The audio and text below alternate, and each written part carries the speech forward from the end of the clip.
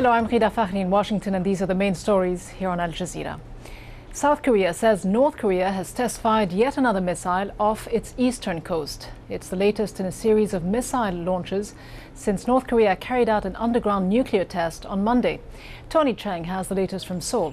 We heard that latest missile test occurred into the eastern sea of the Korean peninsula, and that occurred at about 9 p.m. local time last night.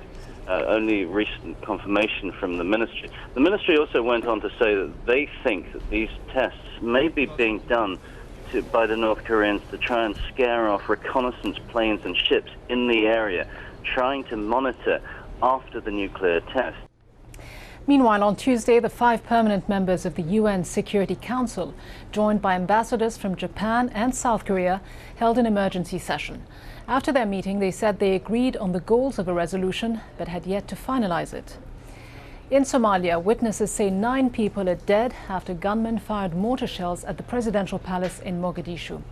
It comes as the UN Security Council voted unanimously to extend the African Union's peacekeeping mission for another 8 months. The force is charged with protecting what the UN calls strategic sites, but it's not allowed to engage in fighting with the Islamist rebels. Pakistan's top court has paved the way for opposition leader Nawaz Sharif to return to the political arena. On Tuesday, the country's Supreme Court overturned a ruling which banned the former Prime Minister from running for office due to a criminal conviction back in 2000. Sharif could now run for a seat in the next parliamentary by-elections.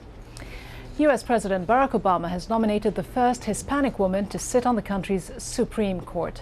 Sonia Sotomayor's appointment must now be approved by the US Senate. In Georgia, tens of thousands of opposition supporters marked the country's Independence Day by renewing calls for the president's resignation. They're accusing the president of being anti-democratic. And those are the top stories here on Al Jazeera. Don't forget, you can keep up to date with the news on our website. That's at aljazeera.net/English, aljazeera.net/English.